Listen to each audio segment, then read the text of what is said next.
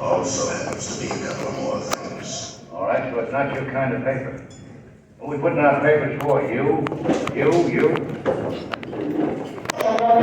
Is that really your idea? How to run a newspaper? I don't know how to run a newspaper, Mr. Nash. I just try everything I can think of. I know newspapers backwards, forward, and sideways. I can write them, edit, print them, wrap them, and stuff them. Don't need anybody right now. I can handle big news and little news. And if there's no news, I'll go out and buy the dog. Newspaper man is the best profession in the world. The ad slows.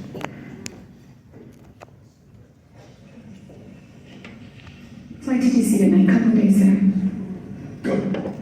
Coach, no extra legroom. Economy plus. Coach! I'm going to ask you one last time. Did you or did you not make the item? Well, Paul, you realize we're talking to a journalist. I'll tell you what, Foxy, since you're such an investigative reporter, you figure it out. I'm Foxy. Oh, yeah. Not the honesty of the He's a little soft on you. Yes. Hi, listen, I piloted the shotgun on the weekend in 1981 station right here, maybe you can get it. Also, Thompson said the F-14 is one of the hardest planes to fly, and their nickname is Tomcat. Senator Duffy, this is not war. The The F-14 is one of the most difficult planes to master. It's called Tomcats. George, isn't the F-14 Tomcat one of the most difficult machines for a pilot to master? I think you're In the right. 70s, the first craft had a number of crashes. There was trouble with them in the early days back in the 70s. Thank you, George. Jennifer Mack is standing by at the White House. I say it here, it comes out there. If I were given my sources, you wouldn't talk to me. Yeah, that'd be terrible. Come on, Elliot, the public has a right to know a few things. Why does it say that? There's a sign on my desk. I find that this city flourishes when its great institutions work together. Thank you. Personally, I'm of the opinion that for a paper with best performance function, it really needs to stand alone. That was what a Driehaus thing. He said they're coming after us. We can publish now. It's hundreds of thousands of pages of sensitive material. It's not like the video docs are full of jargon. It's all impenetrable. We wouldn't know what the hell we were publishing. So we let the historians decide. I thought the point of this organization was to publish in full.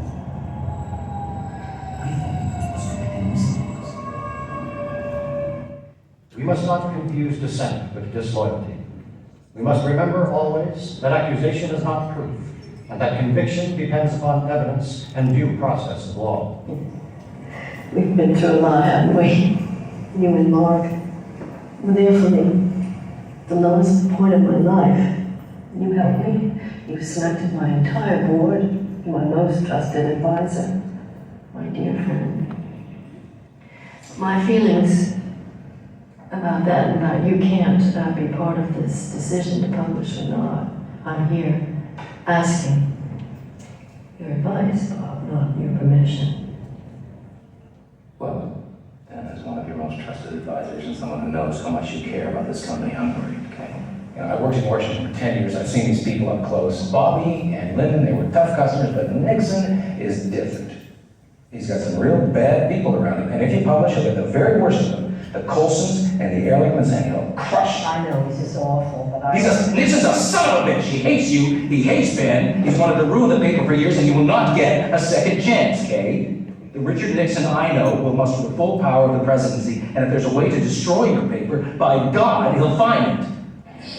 The media's created about the White House. The truth is, these are not very bright guys, and things got out of hand. Let's connect in the call. Supposedly he's got a lawyer with $25,000 in a brown paper bag. They found the money. You mean? Where? Oh, I can't tell you that. But you could tell me. No, I have to do this my way. You tell me what you know, and I'll confirm. I'll keep you in the right direction if I can, but that's all. Just follow the money. Wait a minute, Doc. Here's some advice to you, friend. Don't press your luck. Lay off of me. Don't print that story. What's that supposed to be? An order? If not tonight, then tomorrow. Maybe next week, maybe next year. But sooner or later, you'll catch it. Listen to me.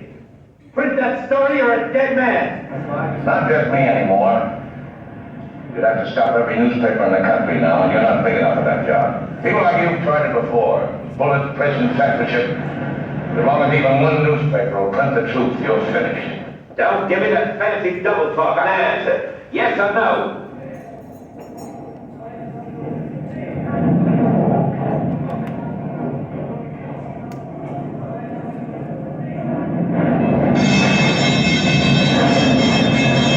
Yes or no?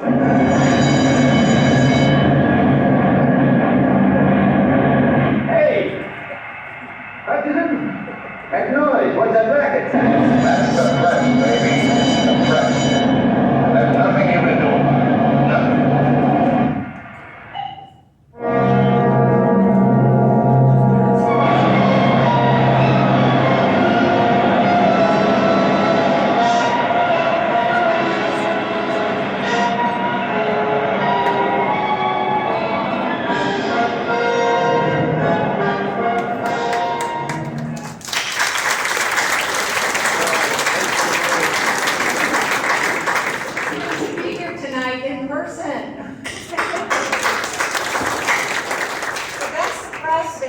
Nothing.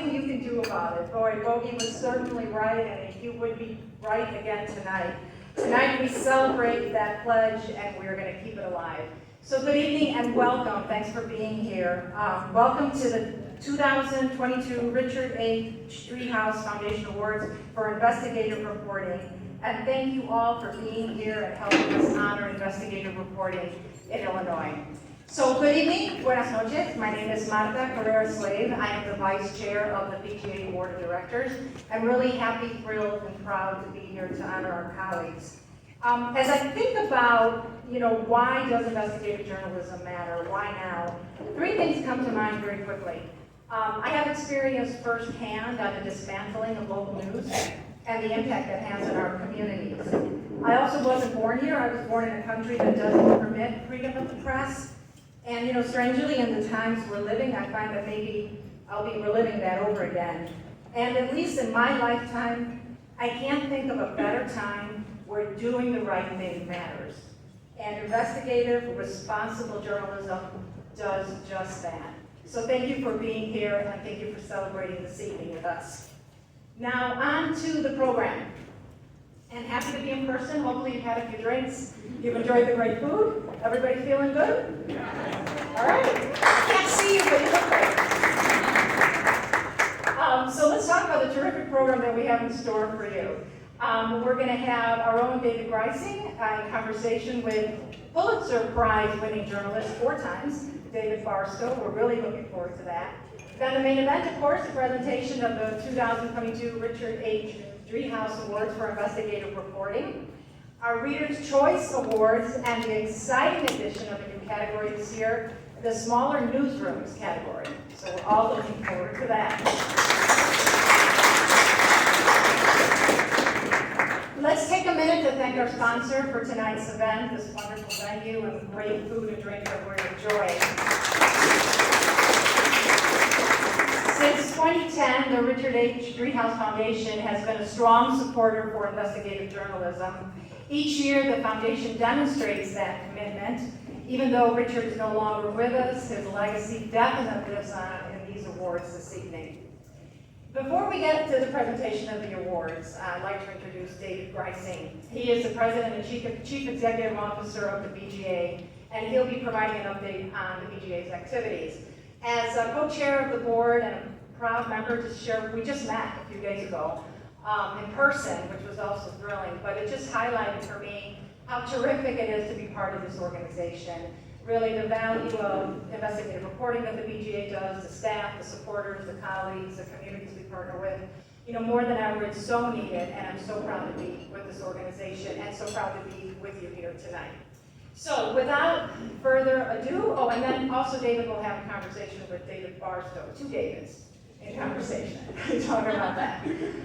So David Greising joined the BGA in 2018 after a career that included stints at the Chicago Tribune and the Sun-Times, as well as regional bureaus of national and global news organizations, while leading the BJA's successful efforts to uncover public corruption, waste, and fraud from the city to the suburbs and in Springfield.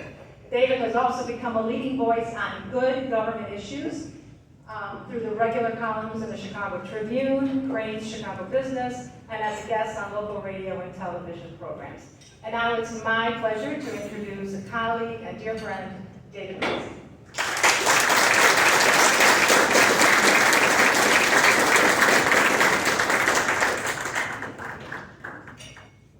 Thank you very much, Marta, for that nice introduction.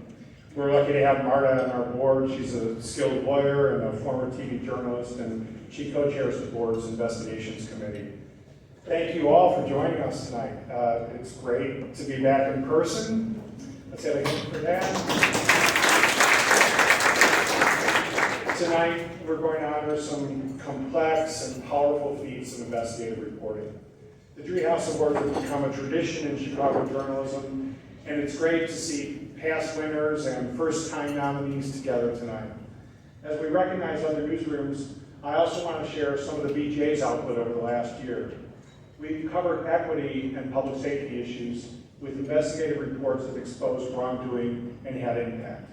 The BJA's in-depth investigation of the broken promises of Cabrini Green exposed a quarter century of abuse and exclusion of the housing project's former residents. With Law Club Chicago, we revealed insider dealing at Loretto Hospital.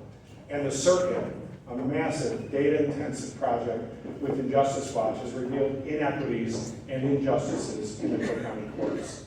The BJA investigative team also uncovered breakdowns in ethics and accountability in government, which is one of our sweet spots. We uncovered earmarks worth $4 billion from the Rebuild Illinois program, awarded to projects sponsored by former House Speaker Mike Madigan. We exposed conflicts of interest and failings in the Child Welfare Agency that left foster children and agency staffers in unsafe and abusive conditions. We uncovered shortcomings in Governor J.B. Pritzker's investment blind trust, and we revealed possible violations of the state's revolving door law by Dr. Ngozi Ezike as she prepared to leave the state health department. And, of course, the failures before the fires.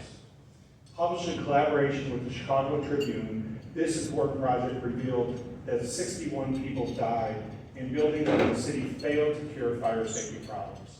The report earned the Pulitzer Prize for local journalism, the first Pulitzer in the BJA's nearly 100-year history.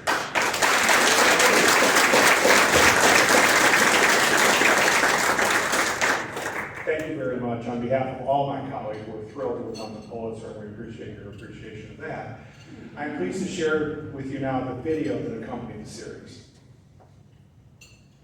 A return by people reported death on the third floor of Indian. What's that fire building? Chicago Fire Department. It's fire. A fire. Oh, the building is burning. Sir, they come to get out. They're not rocking. Mark England died in a single-family home the city knew was illegally converted into a boarding house. There were too many bedrooms and not enough exits. Sarah Amon died in an abandoned building so dangerous that it was ordered torn down, but the city didn't follow through. 4 of Shemaiah Coleman's children died in a building where the city failed to force landlords to fix serious fire hazards. Hello, Mark. With the red.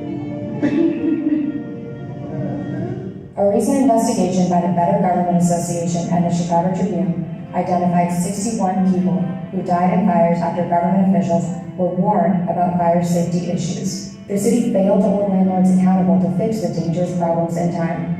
We found that hundreds of 311 complaints about these unsafe buildings were never fully investigated.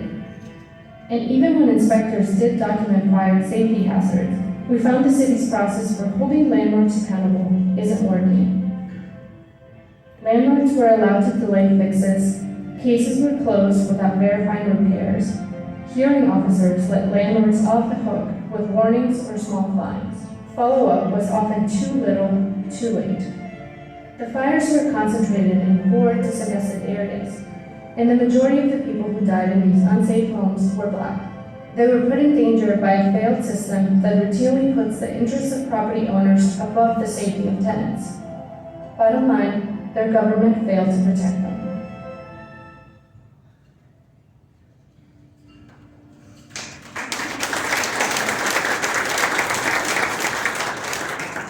The dangers of an indifferent and incapable government really come through in that video and in the stories that made up the project. I'd like to thank reporters Madison Hopkins and Cecilia Reyes and editors David Kidwell, John Chase, and Karen Tissue for their incredible work on this 18-month-long project.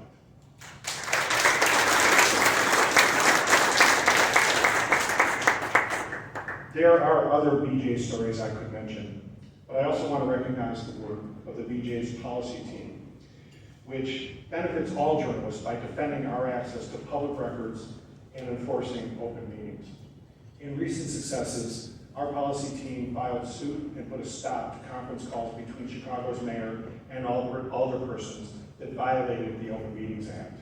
We won an Illinois Supreme Court ruling in our case against Navy Pier that's been going on for nearly 8 years, subjecting the pier to the same open records requirements of any public body.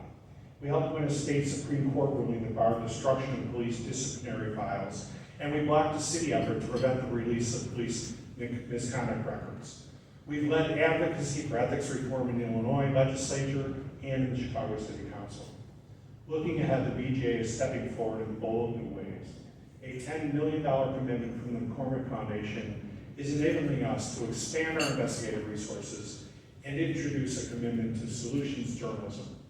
We hope to work in partnership with news organizations from across the state, including some represented in this room.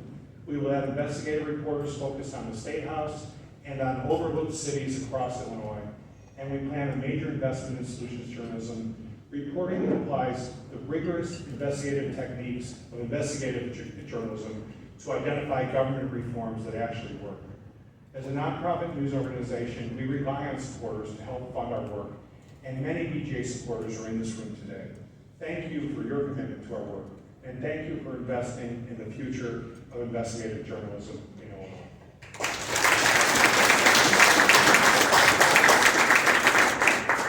In just a few minutes, I'll return to the stage to interview one of the best investigative journalists of our time, David Barstow. But first, Marta will introduce the finalists in an important new category of the Driehaus Awards.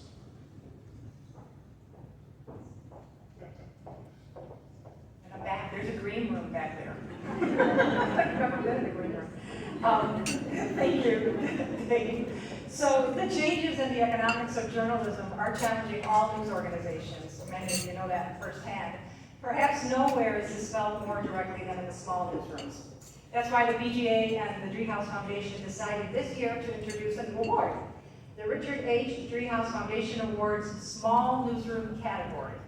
This includes newsrooms based in Illinois with 25 or fewer editorial employees.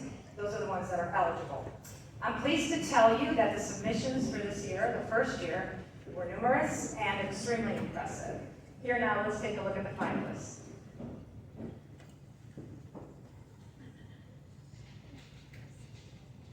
Every now and then, the news would come out that a major corporation had donated a chunk of change to a public university's agriculture program.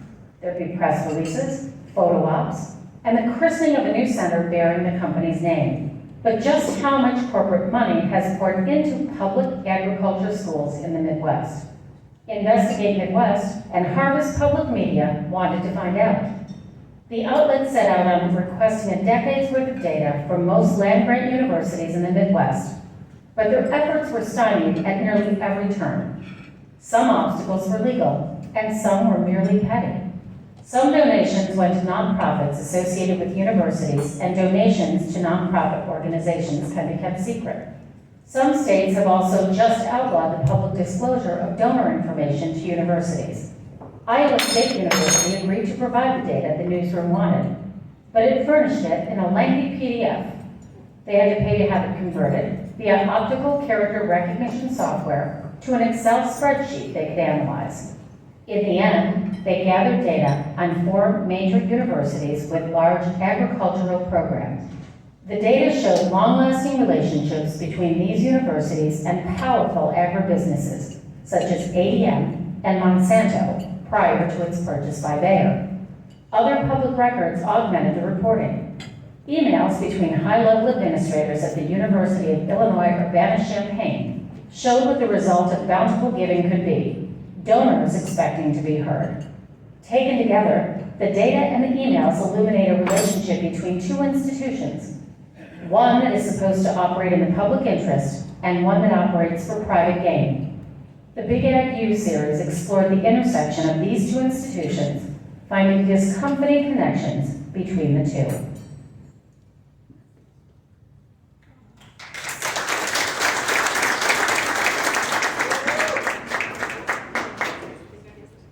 This story got its start during a community-led meeting held in a church in the summer of 2017.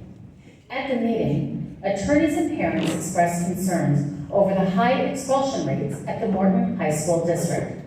During the presentation, a parent mentioned gang contracts at the school.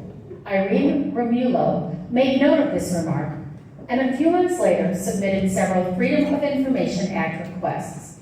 One of those requests returned a blank form titled Gang Contract, which was the seed for the investigation.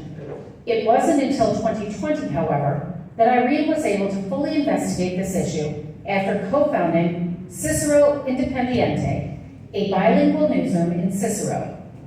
Morton District 201 is over 90% Latino and has schools in two towns, both of which have a documented history of government corruption and zero-tolerance policies against gang involvement, even attempting to force alleged gang-involved youth to move out of the city in the 90s.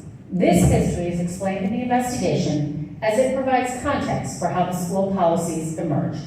The gang contracts are one-page documents that high schoolers have to sign for allegedly being gang-involved. Using records requests, Irene found that the reasons for issuing a contract were often unclear, or for things such as watching videos.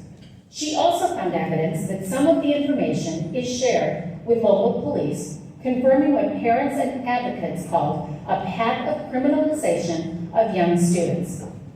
The story was being reported amidst the pandemic closures, limiting opportunities for in-person outreach. Eventually, Irene was able to find youth who signed the contracts and could share more about their impact. During the course of the investigation, which focused on high schools at first, she also discovered and reported for the first time that the elementary school district also tracks alleged gang membership of children as young as 12 years old.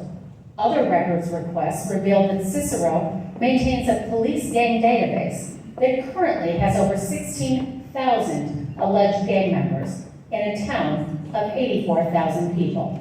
It was important for Irene that the story amplify the solutions proposed by the organizers who have known about this issue for years, and of the students themselves. The investigation was published in Spanish as well as in English and distributed with an accompanying Know Your Rights resource at several Cicero locations. This was an example of how this small newsroom can be guided by the needs of the residents of a bilingual town and publish investigations that are impactful and useful to the people who live there. After publication, several high school students and community advocates attended local board meetings to demand that the use of gang contracts be stopped. They also started an email campaign for others to send their opinions about the gang contracts to the school board members. Recent requests to the district show that no gang contracts have been issued in the school year following publication.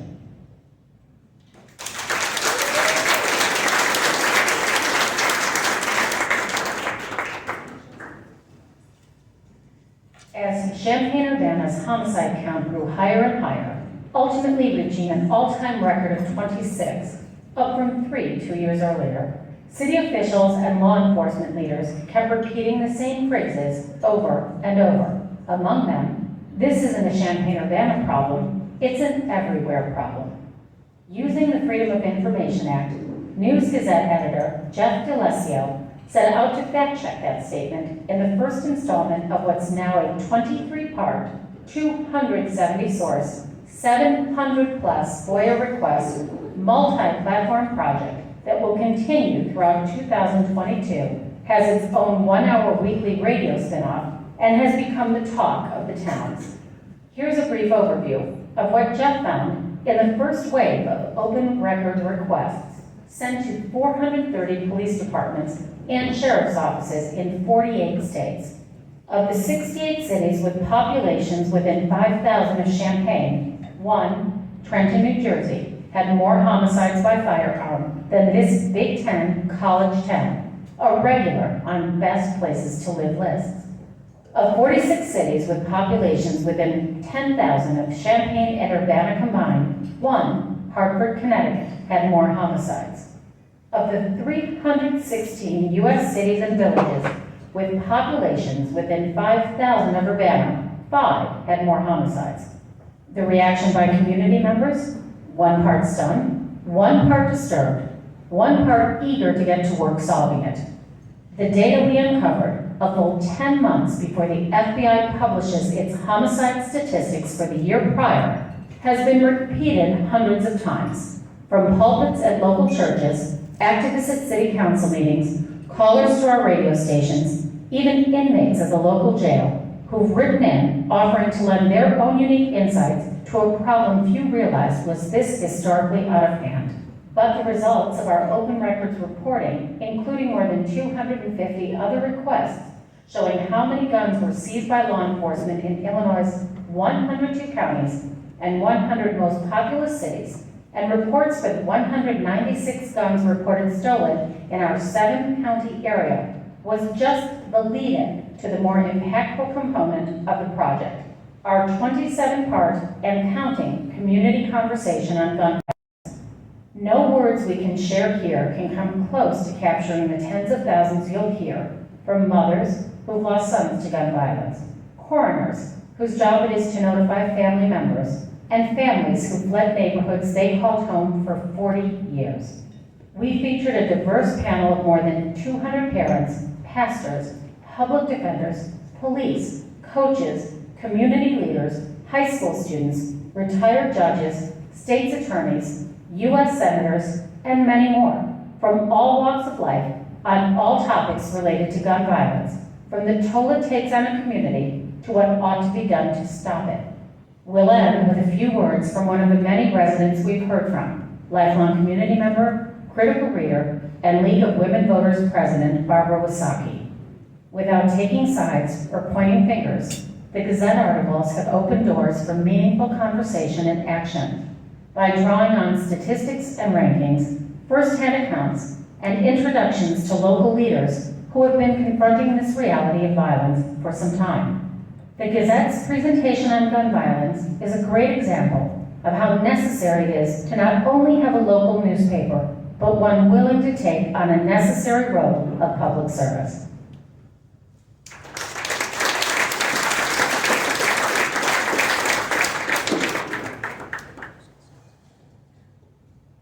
Gun violence weighs on Chicago's conscience. On any given day, there can be as many as a dozen shootings. They happen outside Citgo gas stations on Washington Boulevard or blocks away from the schools near 51st Street. People are shot in cars and on the stoops of their brick-laced 3-flats. But after gun violence, life is more common than death. Of the more than 30,000 people who have been shot in the city in the past decade, 5 in 6 survived. Most victims are Black and Latinx. More than half are barely on the cusp of adulthood. The trauma of surviving can last a lifetime and is never exclusive to a single person's mental and physical recovery. Each incident has a ripple effect that extends to dozens. From the first responders to witnesses, fathers, mothers, sisters, and brothers. Not to mention the nearby businesses. Together, they form a loose community, left to cope with PTSD, chronic pain, and grief. But even with that shared struggle, they're often on their own. The Trace spent months analyzing police and homicide data and speaking with residents directly affected by gun violence. We found that a state program designed to help victims and their families, for the most part, was failing to do so.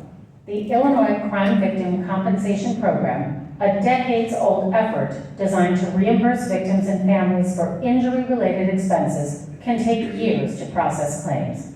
Although violence is especially concentrated in Chicago's poorest neighborhoods, people there didn't apply for compensation at significantly higher rates. These inequalities worsened in 2020 as the pandemic's first wave took mostly Black victims, hollowing out the same neighborhoods hit hardest by gun violence and the opioid epidemic. Even the city's vaccine distribution effort left these same communities behind.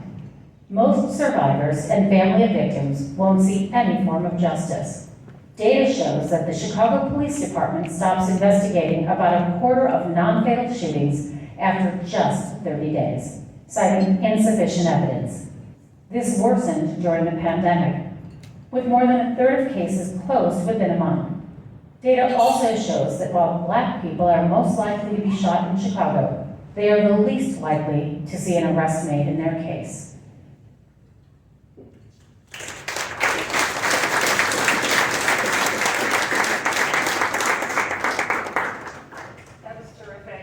What more proof do we need than that local journalism matters and responsible journalism matters, and it makes a difference? Thank you so much.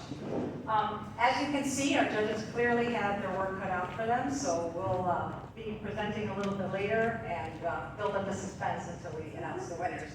But now it's time to meet our special guest. David Barstow returns to Chicago, where he received his Bachelor of Science from the Northwestern University. While a reporter at the New York Times from 1999 to 2019, David was awarded 4 Pulitzer Prizes, the only journalist so far to be honored so many times, 4 times. But I do have to sneak in that the PGA also won a Pulitzer Prize. In 2019, he joined the faculty of the UC Berkeley Graduate School of Journalism as a professor of investigative journalism. So as David Squares approached the stage, quick question for you. You saw the clip at the beginning on all the movies that have to do with journalism. Do you guys have a favorite news movie? Favorite journalism movie? His Girl Friday, which I understand we wanted to put in the clip, but it was a long clip and it was hard to incorporate. It's not very original for the head of an investigative journalism organization to say spotlight would have to be. So I'm sorry for my lack of originality. Thanks, Brad. Come on. Yeah. Well, David, thank you very much for joining us. I wonder, as I've heard you introduced here and then earlier today, does it ever get old to be introduced as a 4-time Pulitzer winner? Anyway, just huge congratulations to the DGA for winning the Pulitzer. When I was at Cathedral, I sort of hoped that I could get hired by the DGA. I said, no, kid, you gotta go get some experience. Well, we're hiring now. For those of you who haven't read it, it's just an amazing piece of journalism. And congratulations. Thanks very much. Obviously coming from you, it means a lot from everybody who says it. You have particular standing on the question, I would say. So I wanted to actually leverage your fall Pulitzers by normally the lightning round sort of comes at the end of an interview like this. I want to start with the lightning round. Okay. And the lightning round is going to be I'll name your Pulitzer story and just give us a taste or two of where the idea came from. Okay. Okay. So, Dangerous Business, which explored dangerous workplaces and the failure of companies and the government to protect the lives and safety of people working in these companies. Where'd the idea come from? Came from a tip. Okay. What was the tip? So my partner in that body of work was a guy named Lowell Bergman. They made a film about him too. Yeah, no. On 9/11, he was on an airplane, and one of the airplanes that got grounded, and he was grounded and went to the rental car line, and in line with him was an old source of his from the Justice Department. And they got talking, where are you going, where are you going? And prosecutor said, well, I'm going to Tyler, Texas. I said, why would you what's in Tyler, Texas? And the source said, well, there's this case of this worker that got killed in this pipe foundry there. We're looking at maybe doing a criminal prosecution. And Lowell knew enough that this was highly unusual for the Justice Department to be sending someone to investigate workplace safety. Okay, so he jotted a few notes, put the note in his pocket, forgot about it because we were all chasing after 9/11 for a while. We eventually came back to the note, and at that point we were thinking about teaming up and doing something. And Canada brought this note out, and we went from there. Wow, that's quite something.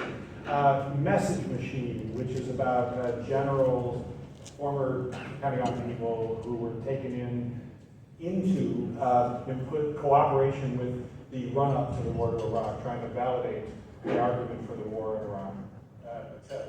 That's it. A lot of tips. Good lesson for our reporters. Develop sources so you get tips. Yeah, well, we get a ton of tips, right? I mean, I get lots of tips. And the thing is like, how do you figure out which tips merit like some additional poke around? And in this one, I had been, this is after the war on terror got up and running, and I probably had the same experience many of you had watching TV, which was I felt like when every time you turn on the TV, you'd see these retired generals on air, and they always seemed to be sort of singing from the same hymnal. And so when I got this tip that there was actually this kind of secret, there was a hymnal. Yeah, it turns out there was a hymnal, and but it was because it had bugged me, right? That I had noticed this and it had bugged me when I got this tip. I was like, ooh, okay. And so that's where that one started. That's a good one. Walmart bribery, the very systematic bribery of Mexican local officials in order to fuel Walmart's expansion into its largest market outside the United States. What became its largest market outside the United States? You all know the answer by now. It was a tip. But again, it was a tip that struck at something that I've been thinking about a lot and wanting to find some excuse to delve more deeply into, which was, one of the things that's happened in our lifetimes is the growth of huge corporations.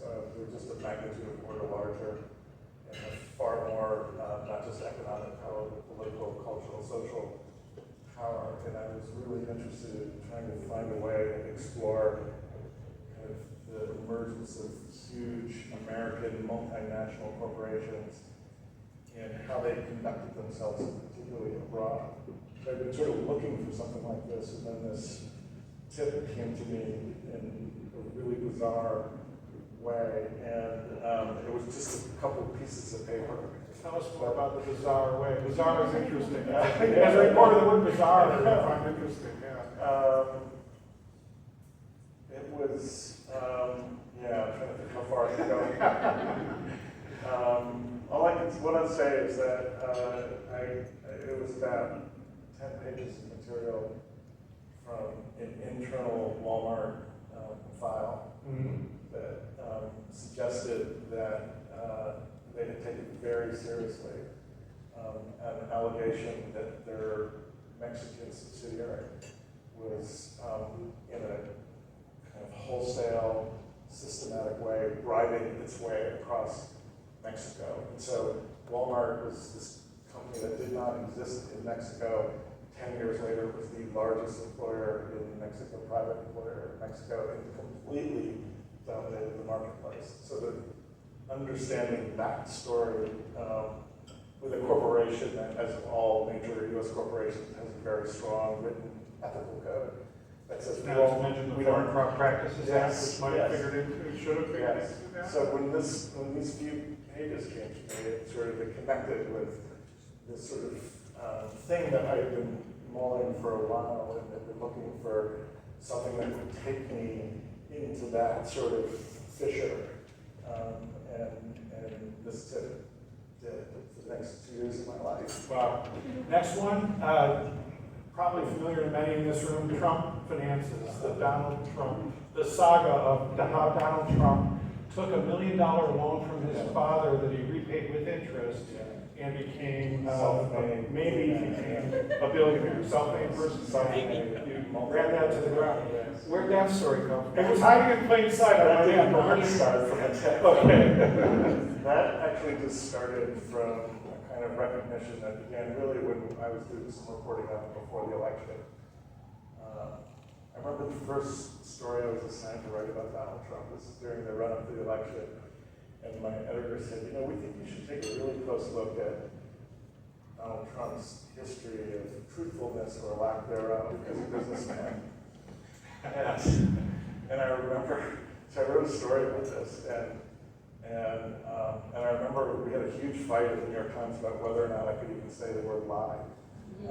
And we actually didn't say the word lie in that first story. But part of that reporting and some subsequent reporting that we did convinced myself and some of my colleagues at the New York Times that we actually didn't really know anything about Donald Trump's financial history, and that we should just throw everything out, every clip that had ever been written about the guy, just throw it away and start from scratch, and just try to understand from day one until today his financial history. And so it really came from sort of this recognition of this guy, who was at the time was President of the United States when we began this endeavor, that we just didn't really know him very well in terms of his financial history. And in fact, I worked with two other reporters, Sue Craig and Russ Buechner, on that project, 18 months. And we worked in this windowless room in the New York Times, because it was all top secret.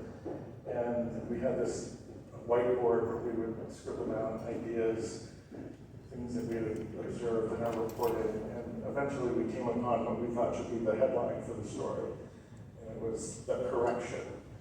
And we did that because the more we learned about this guy, the more we realized that journalism had completely failed for decades to actually rigorously examine this man's financial history. And as a result, he was able to run as president as a self-made billionaire who only got $1 million from his father that he paid back with interest. And in fact, what was the real story?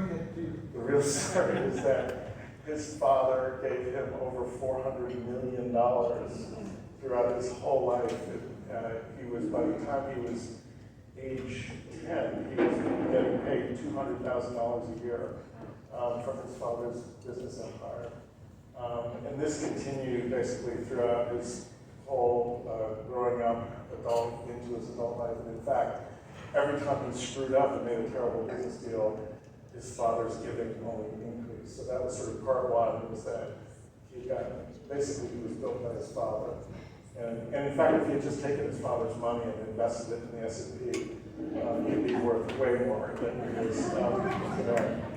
And the other piece of it was that he and his family were involved in really a series of incredibly suspect tax dodging schemes that saved them hundreds of millions of dollars. So we described that. Yes, you did. In fact, you said that there were 295 streams of revenue over 5 decades to transfer wealth of around $413 million. How do you keep track of 295 streams of revenue over 5 decades? Tell us a little bit about the process. Spreadsheets. Spreadsheets. Goodness. Yeah. We got obsessed with trying to understand all of the different creative ways that Fred Trump would direct money to his son. So, for example, the coins that Fred Trump's a huge real estate guy in New York, and of course, he had laundromats in his buildings, and so the coins and the washers and dryers, all of that money got directed to his son. through a device. There's this Chicago pal by the name of, whose nickname I think is Quarters, because he took quarters out of his tollway system. Yeah. What about, there's an outfit called All County Building Supply and Maintenance. And you can explain kind of how that figured into the operation. But also, in doing so, can you tell us, like, when you're looking at 295 streams of revenue, how does one company and its oddities stand out among this plethora of information that you're digging through and trying to organize? Yeah, this one, so All County Building Supply. All right, so first of all, we all know that Trump loves to put his name on his company. So this was like the first red flag. That's all they can call Trump. No, Trump. And then it had this sort of All County Building Supply and Maintenance, which sort of sounds so bland. It sort of sounds almost aggressively bland.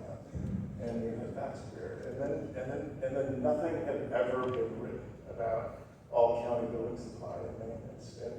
And it had no profile whatsoever. It was just sort of this shell. So it's the dog that didn't bark for you. So it was the dog that didn't bark. And you know, when you're going down the rabbit hole on these stories, things like this start like obsessing you.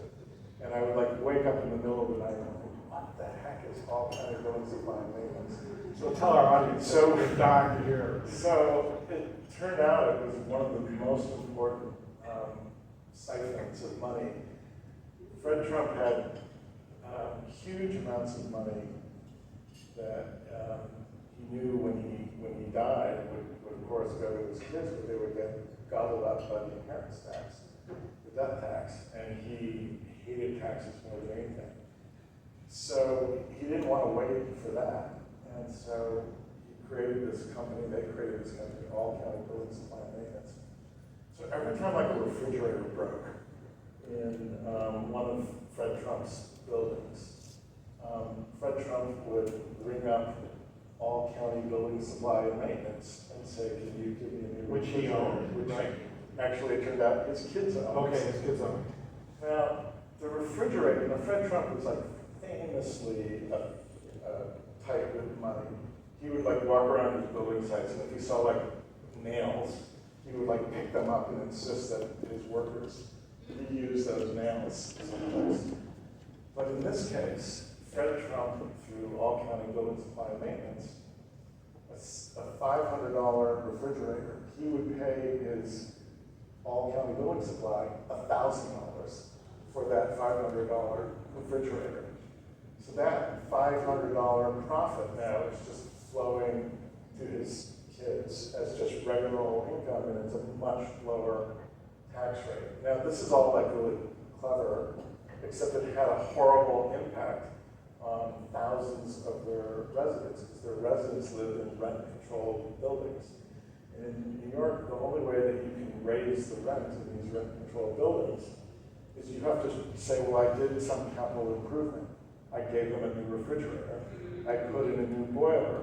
I repaired the roof. So what they were doing is they were using these padded invoices, not only to enrich his children, but also they were raising rents on thousands of lower middle class renters across New York City.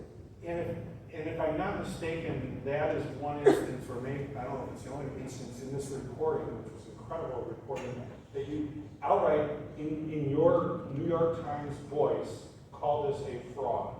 Actually, we did it 4 times. Okay, 4 times.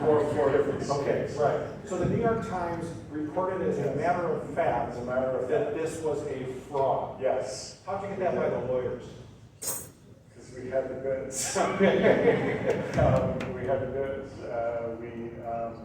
I remember vividly because I wrote that lead, and I wrote that lead and we said just straight out. And I think one of the things that I believe very strongly about investigative reporting is that you really do owe it to your readers at some point to like stand on your own 2 feet and say, this is what our reporting adds up to. This is what we've found. And it's scary to do, right? When you're saying, I mean, for those, I'm sure no one here knows it, but Donald Trump has sued us over this story, sued me personally for this story for $100 million. And of course, in the run-up to publication, there were all kinds of threats and so forth. But I think it's really important for journalism and journalists, when they have the goods, right, when you've earned it, to say clearly what it is that you've found. And that's why editors like you exist, to say, okay, prove it, show it, convince me. And I mean, I noticed that same quality in the stuff you guys did on the Toll of the Fires. You said some pretty tough statements about the nature of city governance here in Chicago. And you said it. And that's something that distinguishes investigative journalism from the day-to-day reporting. Right, and you mentioned that you were sued, and also Sarah Huckabee Sanders, I know the Trump administration, because he was president when you published, so it wasn't just about Donald Trump and his business, it was also a political matter for the administration. Did they think you got it right? So what's interesting is he sued us for $100 million. He's not actually challenging a single fact that we wrote. How about that? It's 14,000 words. It's the longest story that's ever been published on the front page of the New York Times. And so he's not actually challenging the veracity. He has never taken sue you for meanness, or what's the cause of damage? It's kind of a version of meanness, yeah. He's suing us around the concept of tortious interference. And that's a really fancy way of saying that he is accusing us of effectively tricking or browbeating or extorting or doing something nefarious to get his niece, Mary Trump, to give us a whole bunch of financial documents from the family businesses.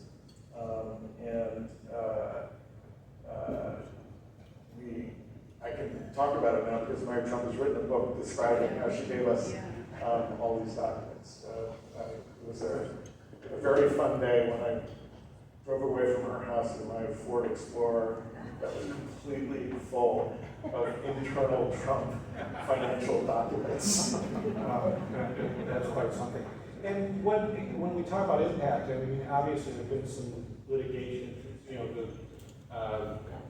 the New York State's Attorney and, you know, there have been a couple of government investigations of the finances, but those have not so far yielded any. Yes, exactly. So what do you make of that? Is that So yeah, it's funny. A lot of people, that story kind of broke the internet when it came out, and a lot of people thought, oh, this is the one that's going to bring them down. I actually never thought that was going to happen. In part because, first of all, it required the IRS, first of all, to do something and to open a criminal investigation, and the IRS that he controlled. So that seemed unlikely. It required the Justice Department to do something significant, the Justice Department that he controlled. But then I thought, when I started seeing like what the Manhattan District Attorney's Office was doing and what the New York Attorney General was doing, actually their cases are built very much on the same exact pattern of tax shenanigans that we described in the story. The only difference is that the stuff that we were writing about mostly happened, 10, 20 years ago. Right. So what they were focusing on was the question of whether or not the Trump family and Trump himself were effectively doing the same thing, in more recent times. And the evidence that's come out publicly in the court cases is that the answer to that question is yes. They're doing all of the same kind of shenanigans that they were doing. So I was really shocked when the Manhattan District Attorney announced that he was criminal charges. Right.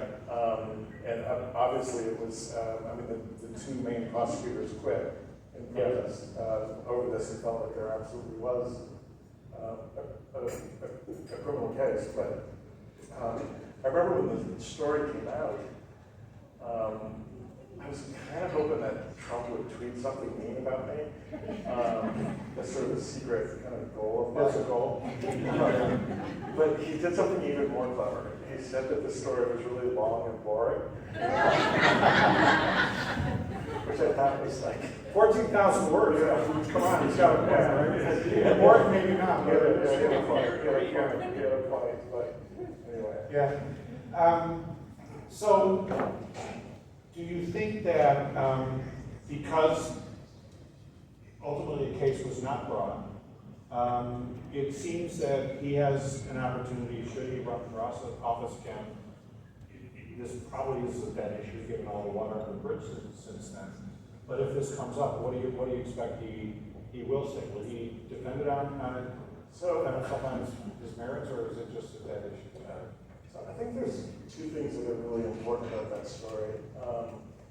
The first is it's really no longer credible, and no one really even parrots anymore the idea that he's a self-made anything, right? Like that, like his financial history, we succeeded in sort of correcting what that history actually is. So I think that it certainly makes it, nothing will stop him from continuing to say he's the greatest businessman of all time. But I think the other really important thing about a story like that is I think it's maybe the most important thing about investigative reporting. It's not so much whether a story like that causes someone like him to be prosecuted. It's literally just the act of insisting on the right, that we have the right as journalists to write a 14,000 word describing the crimes of the most powerful person in this country, if not the whole world.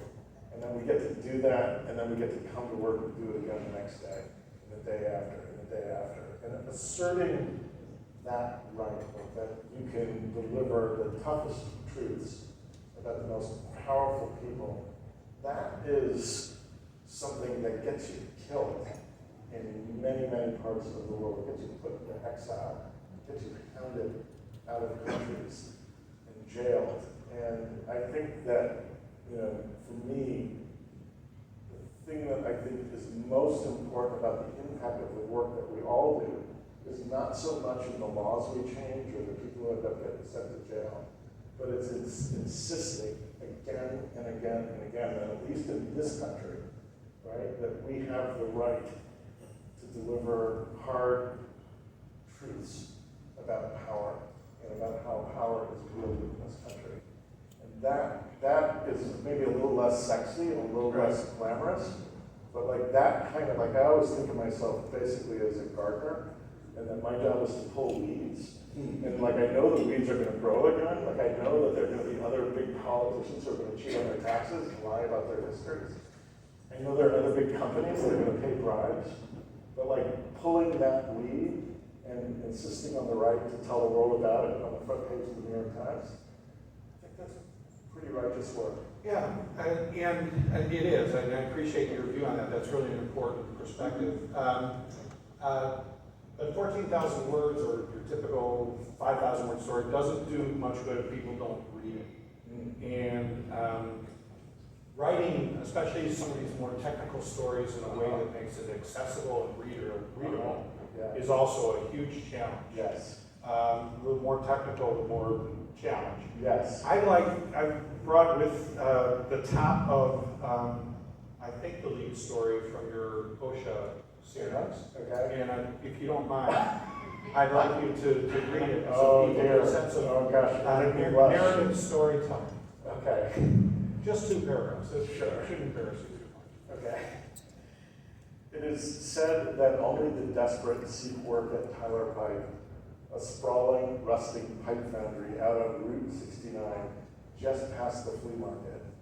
Behind a high metal fence lies a workplace that is part Dickens and part Darwin, a dim, dirty, hellishly hot place where men are regularly disfigured by amputations and burns, where turnover is so high that convicts are recruited from local prisons, where some workers urinate in their pants because their bosses refuse to let them step away from the manufacturing line for even a few minutes. Roland Hoskin was from the ranks of the desperate. His life was a tailspin of unemployment, debt, and divorce, a master electrician, 48 years old. He had retreated to a low-rent apartment on the outskirts of town and taken on an entry-level maintenance job on the graveyard shift at Tyler Plant.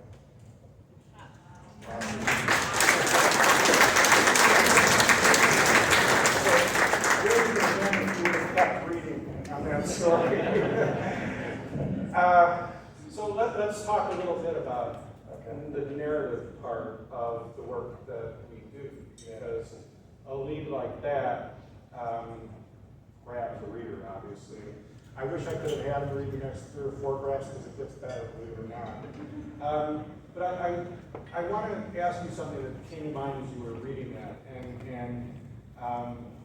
came to mind for us with the Pulitzer for the Fire series, is that 61 people died, and we won the Pulitzer Prize. You wrote about death and desecration of human beings in incredible conditions in this series. Tell us a little bit about your role as a storyteller and the feeling you have, how that informs how you come to view the fact that you receive such a high accolade for this kind of work. Yeah, I think first of all, I think first and foremost in my stories about the act of service. I think reporting when it's done badly is everything that its critics would say. It's extractive, manipulative, and it cares more about the story, right, than about the subject matter.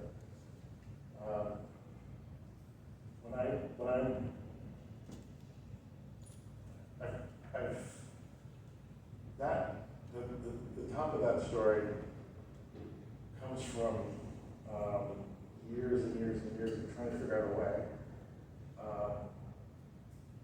to serve the people that I'm writing about by getting the audience to give a damn about them and to want to read about them and to make the story exude, especially at the top, to make it exude a kind of authority and a kind of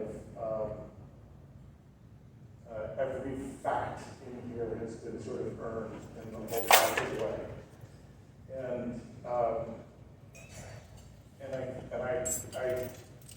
I think that journalism is done right when we really listen, right? When we really listen, when we really see, when we connect deeply with the communities that we're covering, and we listen to those communities, and then we give every ounce of blood, sweat, and tears to like actually tell that story well, right? Then I think that journalism can be a tremendous act of public service. So I'm always thinking first and foremost about like this idea of trying to serve the people that I'm writing about and the people that I'm trying to reach. I think it's like essential to getting to a top like that. And thank you for that topic, for that incredible piece of reporting throughout that series.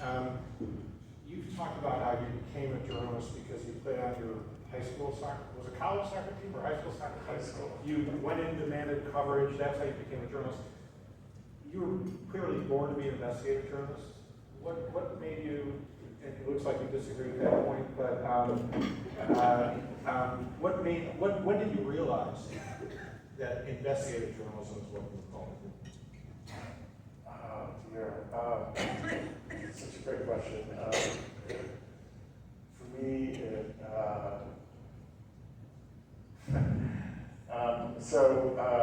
it happened when I was in high school. I was a senior in high school, and I was adopted, and I was a rebellious teenager, and I was going through a rebellious time, and I was thinking, gosh, I really would love to know who my biological parents are. I bet they're like fantastic. I bet they're so much better than my mom and dad. So I went into the Department of Vital Records in Boston and asked to see where they keep the birth records in Massachusetts.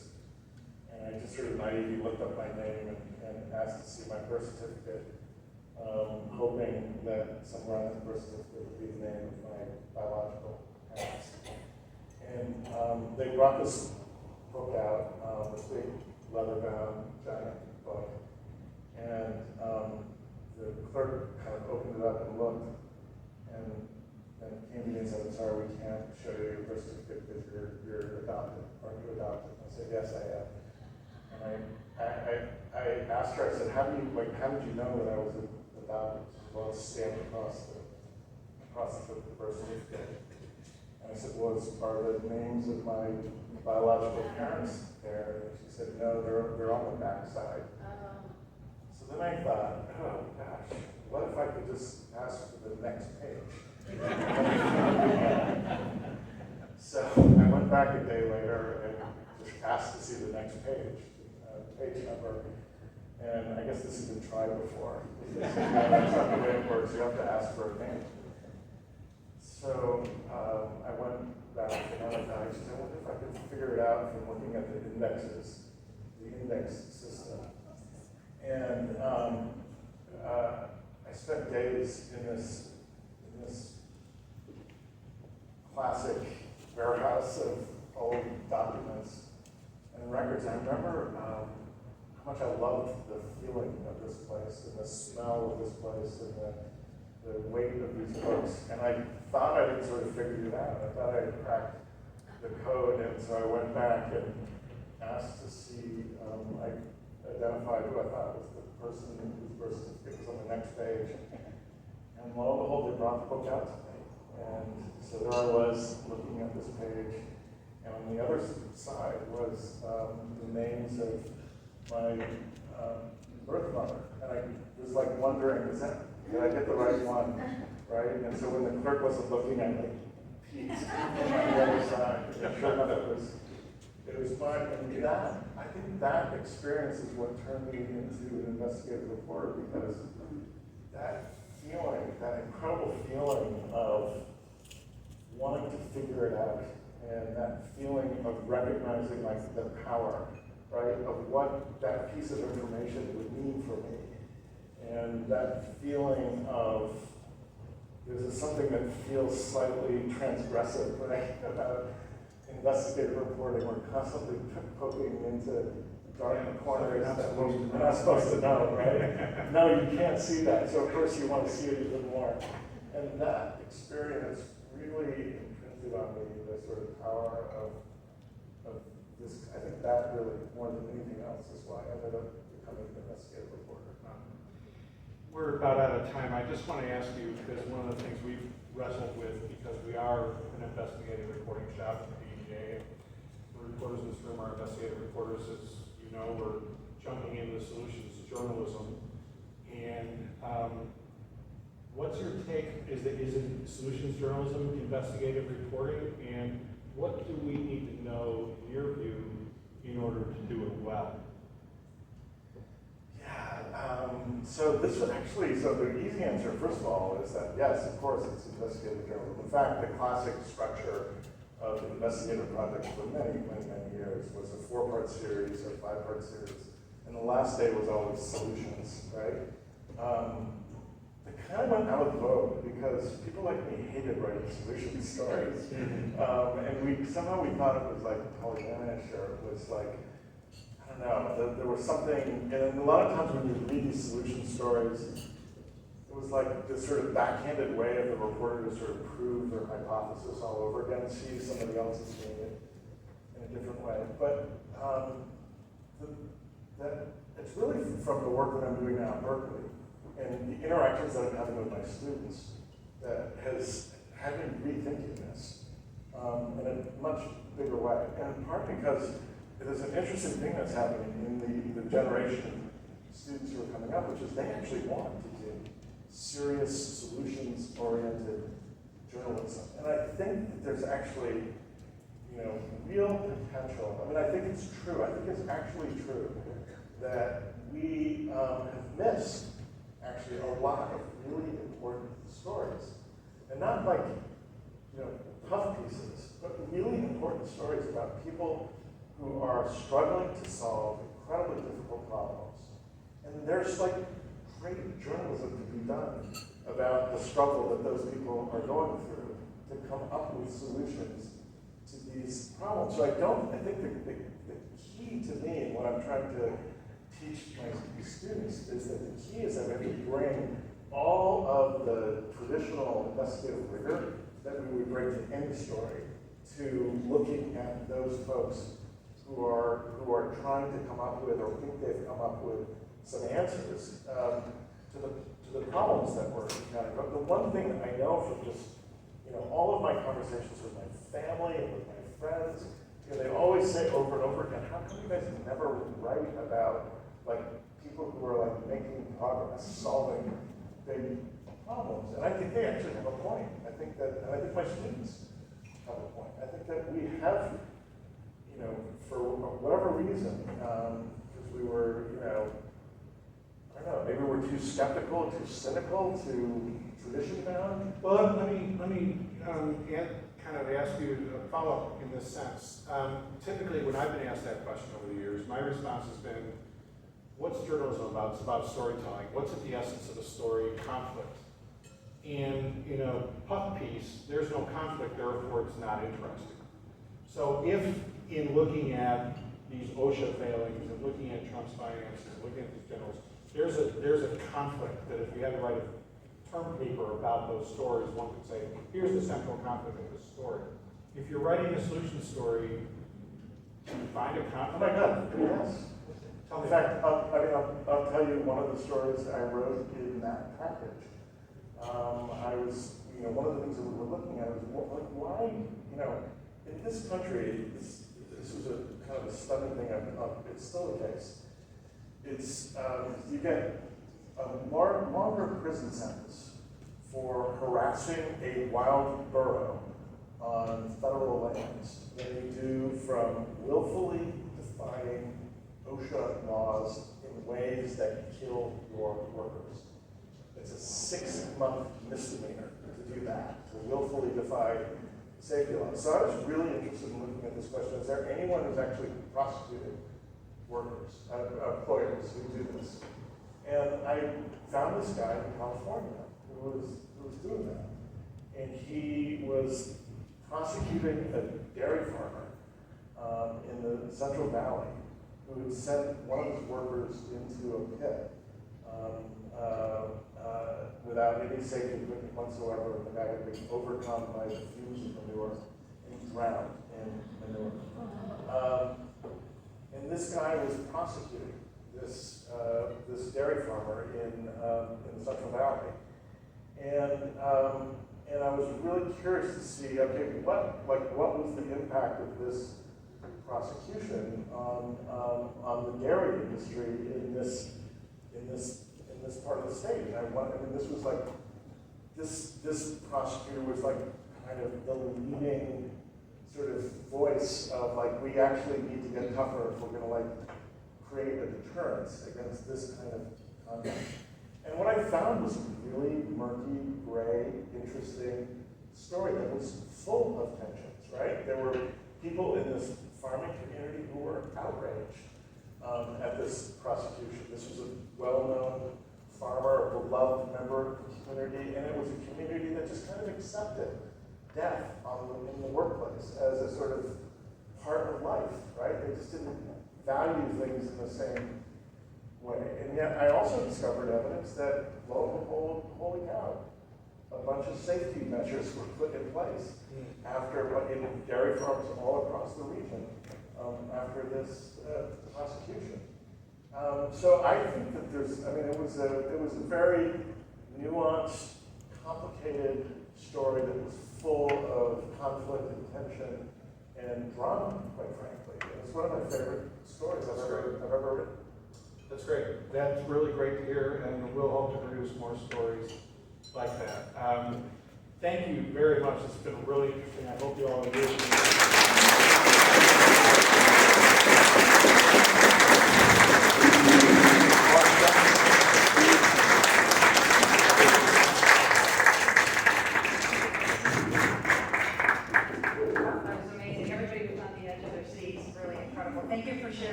devastated.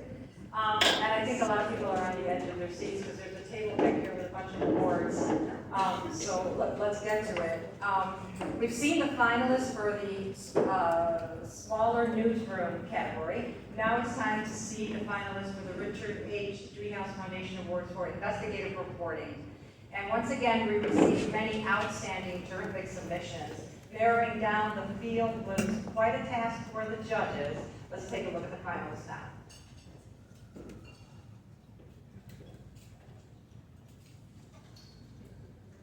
Chicago's lakefront is one of the best things about the city, but there was a secret and tragic side to the iconic beaches on Lake Michigan and the public pools in neighborhoods across Chicago.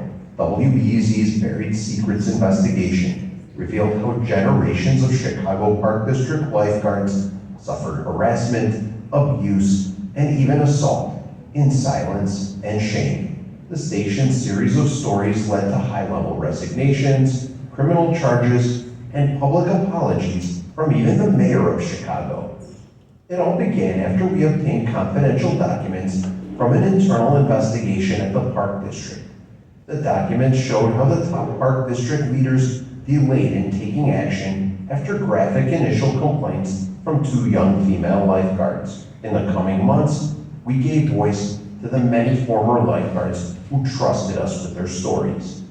I can't even begin to imagine how many more women that this happened to in their jobs as lifeguards with the Park District. We also revealed a similar hidden scandal just up the lakeshore in Evanston. At first, officials in both cities sought to defend their actions. Lots of people are going to have opinions about what should and what shouldn't happen.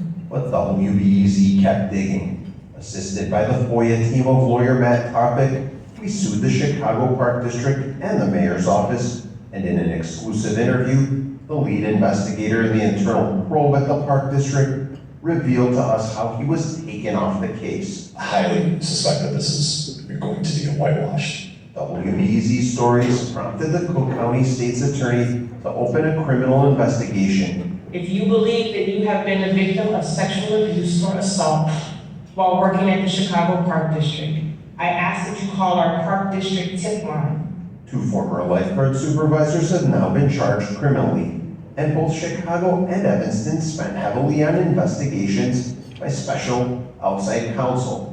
In Chicago, a former federal prosecutor found Park District leaders had made no effort at meaningful reform until WBEZ broke the story. By the end of the year, the Chicago Park District's longtime CEO, board president, and inspector general had all resigned. I'm deeply sorry for the culture of abuse and harassment that was allowed to fester in the beaches and pools. New leaders at the Chicago Park District held public hearings on the matter and created a new office this summer solely to deal with complaints of sexual misconduct.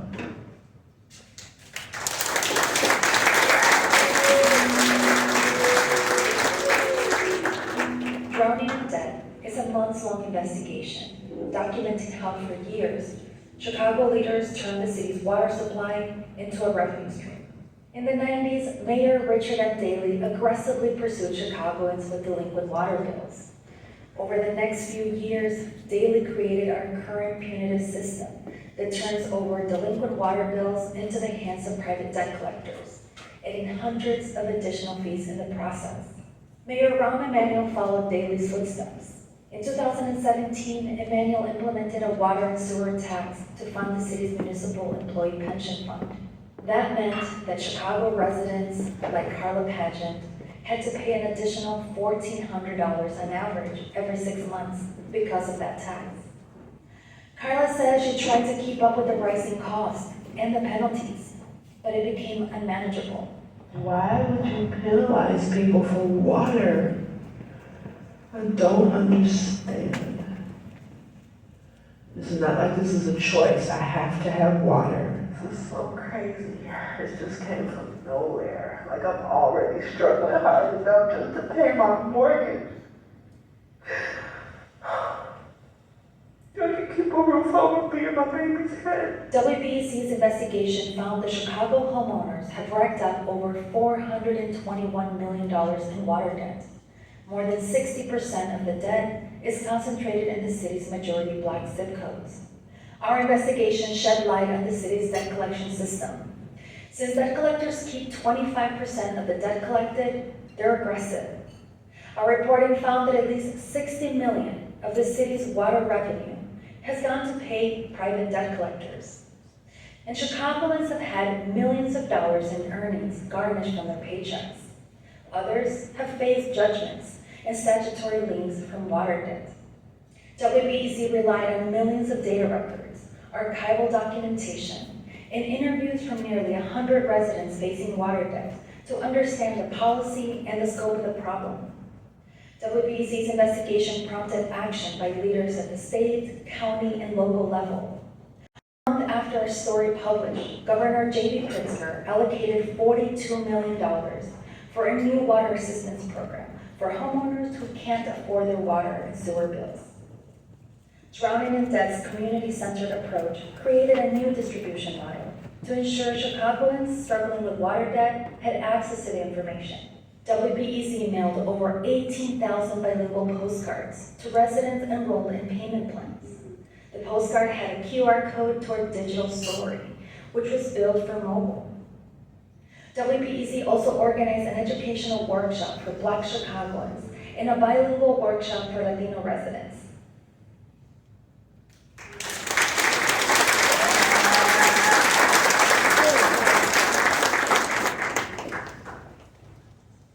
At the start of the COVID-19 pandemic, it was Black and Latino Chicagoans who were hit the hardest, seeing a disproportionate number of cases and deaths as a result of COVID-19. But in December 2020, there were signs for hope. Vaccines had been developed and were being distributed. In Illinois and in Chicago, the first doses went to Loretto Hospital on the west side. It's a small safety net facility meant to serve the area's largely low-income and people of color population. And that spring, Blackwood received a tip. Workers at Trump Tower downtown had been vaccinated even though they were not yet eligible to get the shots. We investigated and confirmed that ineligible people had been vaccinated at Trump Tower, and that one of the hospital's executives, CFO and COO of Dr. Nash Ahmed, was living there. From there, more tips came in. We were able to confirm that people were vaccinated at a downtown jewelry shop where Dr. Ahmed frequently bought items, as well as a steakhouse where Dr. Ahmed was a customer. Then we confirmed that a suburban church had also had a vaccination event. That church's pastor is friends with Loretto's former CEO, George Miller. We also learned about other improper vaccinations. While this was happening, Loretto Hospital employees told me that they had had residents from the west side who had been coming and calling up desperate to get their shots and being turned away because vaccines were so scarce at the time. Again and again, Loretto Hospital representatives denied that these wrongful vaccinations had taken place, but we were able to verify that they had. We spoke to people who admitted to being vaccinated and who provided us items like vaccine cards or photos from the vaccination events. We also used documentation like hospital newsletters to verify where the hospital said it was hosting vaccination events. And we obtained photos and videos that showed Loretto executives' ties to Trump Tower, the suburban church where wrongful vaccination had occurred. These reports sparked meaningful changes. Our investigations led to Mayor Lori Lightfoot calling in for an independent review of the vaccinations done through Loretto. The city seized control of Loretto's vaccination doses to ensure that Westsiders would be properly vaccinated and protected against COVID-19. It also led to punishment for Dr. Nash Ahmed and for George Miller. They were originally suspended for some time, but as we revealed more and more proper investigations, Dr. Nash Ahmed eventually left the hospital. George Miller has now since left the hospital. It also led to a state representative resigning from Loretto's board in protest of how he handled the scandal. It also sparked investigations from the FBI. Subpoenas show that officials have looked into the vaccinations tied to Trump Tower, as well as those of the suburban church. We were able to get these stories because our readers have a strong belief in Block Club style of reporting. We're on the ground, we talk with people, we build trust with the communities we cover. Because of our reporting, we were able to ensure that people were able to get vaccinated correctly and that powerful officials were held to account.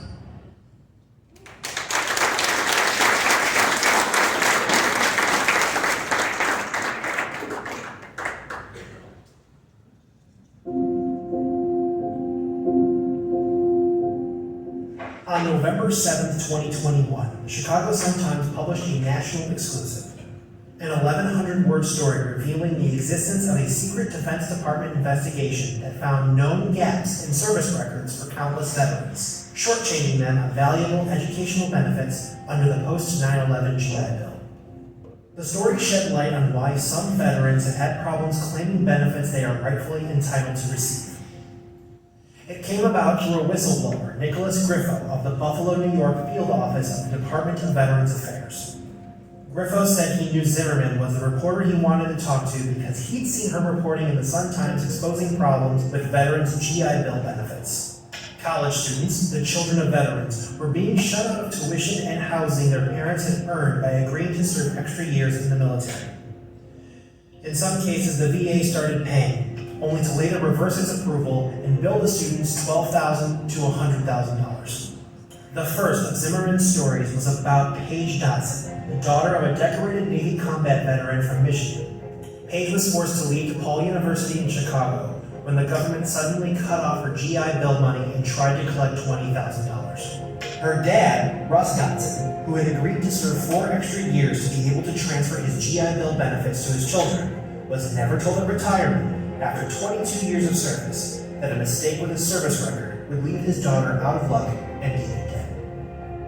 After the Sun-Times shared the story at no cost with the Dotson's hometown paper, the Detroit Free Press, 3 U.S. senators and 8 congressional representatives appealed to the acting Navy Secretary to fix Russ's record and wipe out Paige's debt. By pushing the story beyond Chicago, Zimmerman unearthed many more examples of GI Bill problems that were affecting students nationwide. Most of these students were young children with their parents deployed to Iraq and Afghanistan. Their parents had not created 529 college savings accounts because they had been promised their kids would be covered. Since these stories ran from 2019 through last November, the VA has announced it will no longer go after individual students. Legislation has been proposed to provide a more complete fix. Zimmerman continues to report on this issue.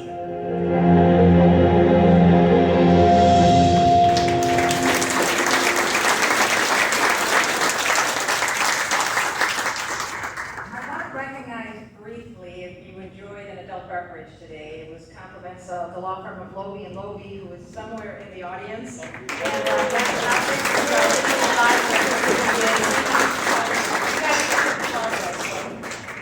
really appreciate it.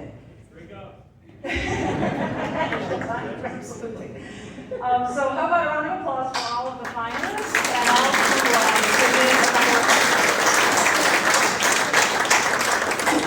And now I'd like to bring to the stage the first editor-in-chief of the BGA and a fellow paisano, another Cuban, Reynaldo Ronnie Ramos, to lead the presentation of tonight's award.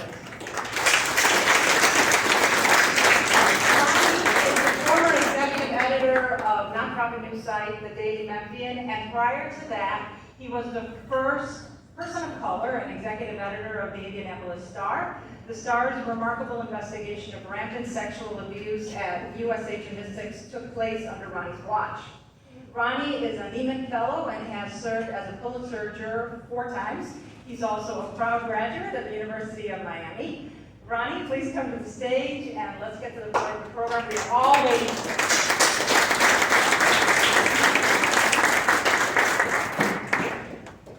I have the envelopes.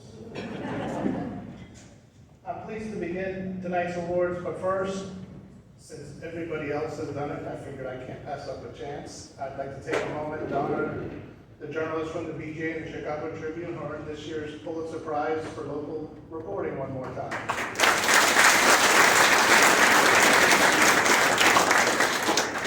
It's kind of cool when I joined the BGA in late March and they announced it 2 months later, so I have no idea what I'm going to do for an encore, but we'll give it a shot. I also have witnessed firsthand our commitment to this story to hold city accountable for keeping people safe from the deadly fires. Chicago has one of the nation's most robust nonprofit news and ecosystems, and the energy and quality of investigative reporting extends statewide. In the face of reduced budgets and uncertainty, tenacious reporters are uncovering governmental inefficiencies, inequalities, and failures to serve constituents and communities with deep dive investigations and ambitious collaborations with other news organizations.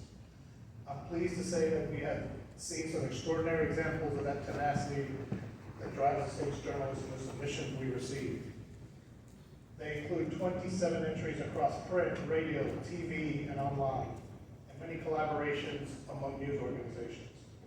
Reading that great material and rating the entries fell to our distinguished panel of judges. They are seasoned journalists and educators who know great investigative journalism, know our state, and were tasked with selecting the very best from a strong group of entrants. Thank you to Jesus Del Toro, Chris Burry, Brand Houston, and Charles Whitaker for the time and effort you put into this year's awards.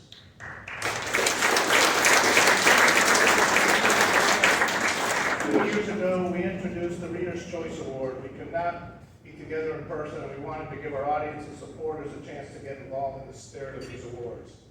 Once again, we are presenting a Reader's Choice Award. We announced the finalists a few weeks ago and invited you, ardent fans and supporters of investigative journalism, to vote for the favorite. Earlier tonight, you saw the finalists. As a reminder, here are the nominees for this category.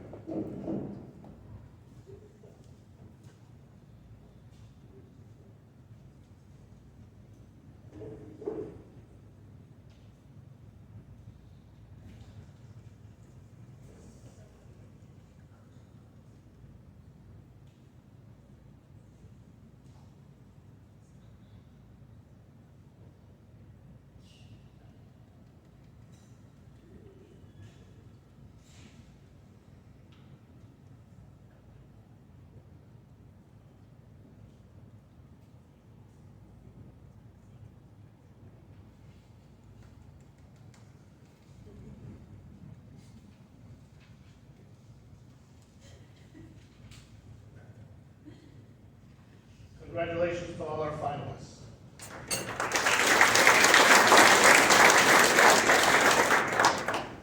And the winner of the Reader's Choice Award is Kelly Bauer.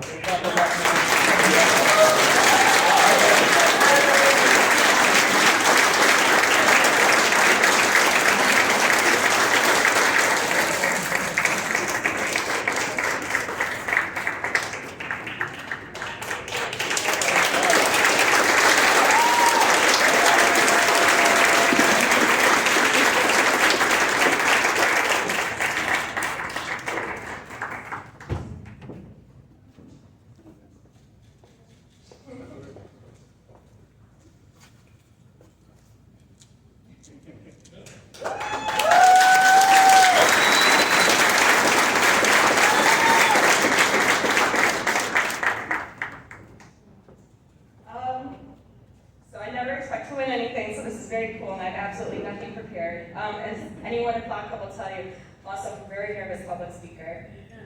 But I just really want to thank the support of our editors, who helped me dedicate a lot of time to this investigation, as well as our audience. They're the ones who provided us the tip, that way we could pursue the Loretto stories, as well as so many other stories that we do. And they're the ones who trusted us to protect their identities and to get to the truth of what happened at Loretto hospitals with improper vaccinations. So, thank you.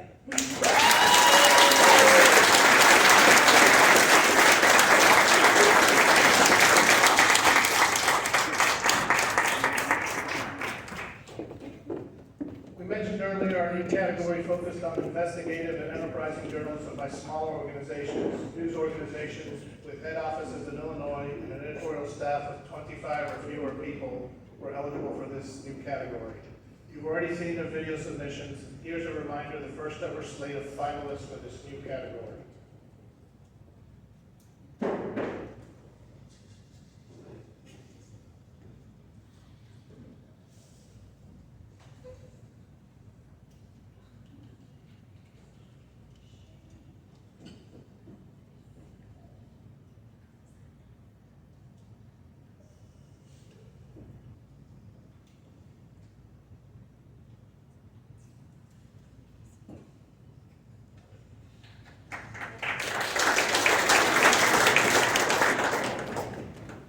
First, we'll give out the award for the recipient of the runner-up The winner of the runner-up prize is Akidra Chavez, and Daniel Noss. Illinois has a problem to compensate victims of violent crimes. The Trace.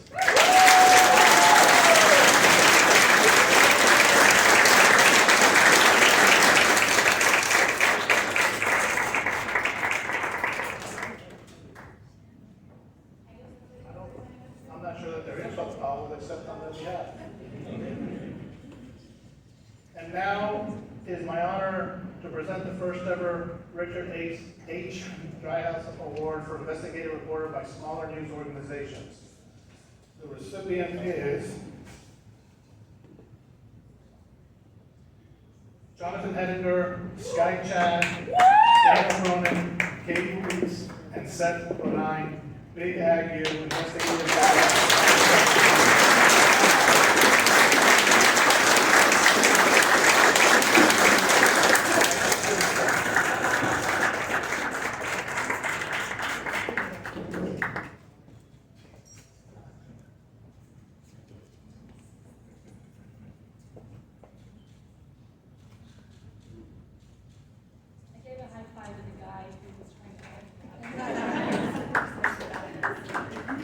Just real quickly, thank you so much. We're really, really honored.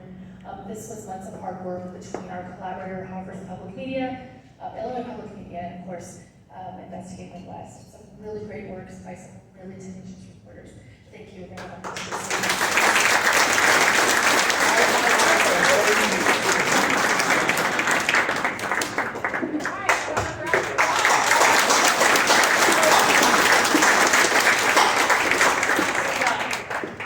And now to present our main category of the Richard H. Driehaus Foundation Awards for Investigative Reporting. Please help me welcome the president of the executive director of the Richard H. Driehaus Foundation, Ann Lazar.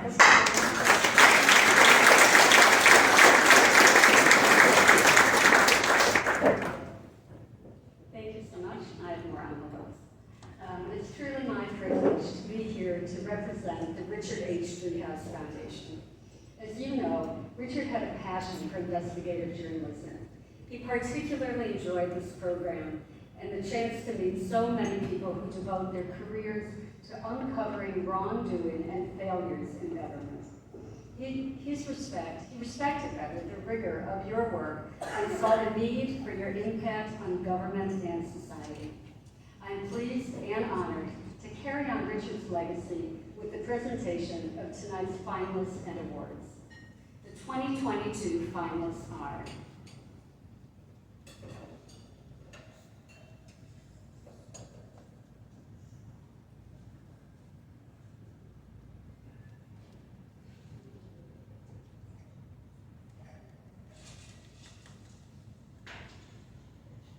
and now, the runner-up prize goes to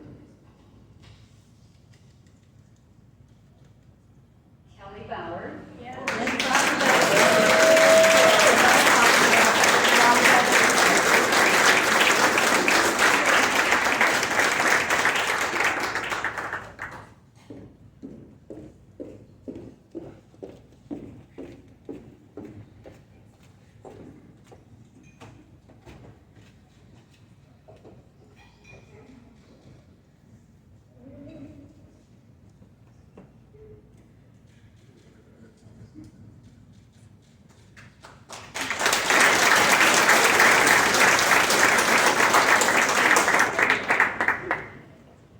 I'm sorry, I can't do this again, I'm too nervous.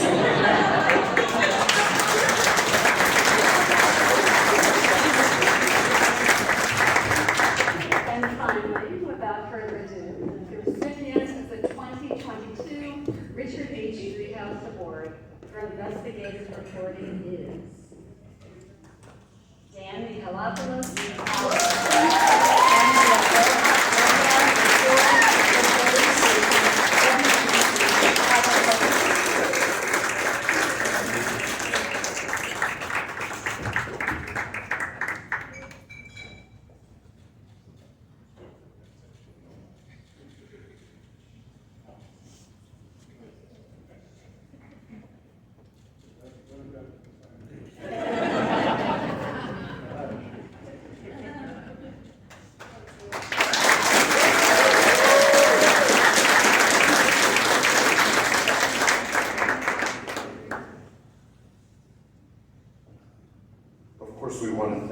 of all, the people who came to us, gave us their trust, people with documents, we love you, people who shared bitter experiences, and I hope that for them, I fulfilled my promise to be as patient with them as we were impatient with the people who didn't respond as they should have to the things that were brought to their attention. I'd also like to thank the youngest person in the room, my daughter Juliana, my wife Connie, who are here, because these stories take a big toll on families as well, in the sense that we were on our way back from vacation when complainant A called me up on my cell phone, and we stopped at a friend's house in Wisconsin and took some notes, and they waited very patiently. There was another day we were summoned to South Shore Beach, which wasn't on our agenda that day. Connie was at work, Juliana was with me. Juliana came with me.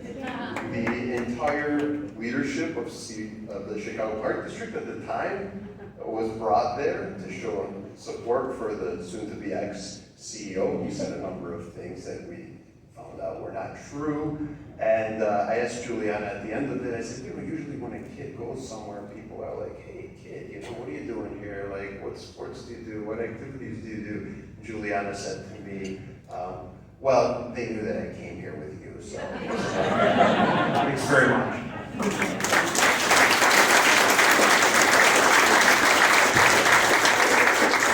Well, once again, congratulations to all of our winners and all of our finalists.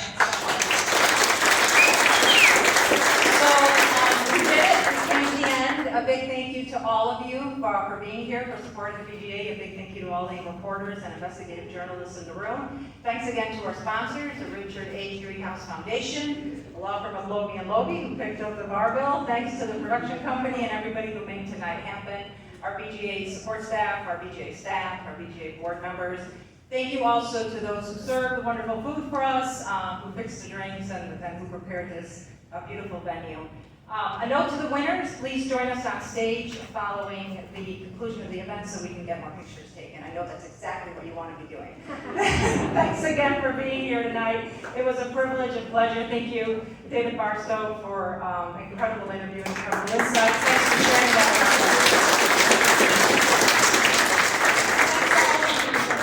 The tradition of investigative reporting. By your work and your support of those who are doing the work, you are truly making Chicago and Illinois a better place to live. Thanks again. We'll see you next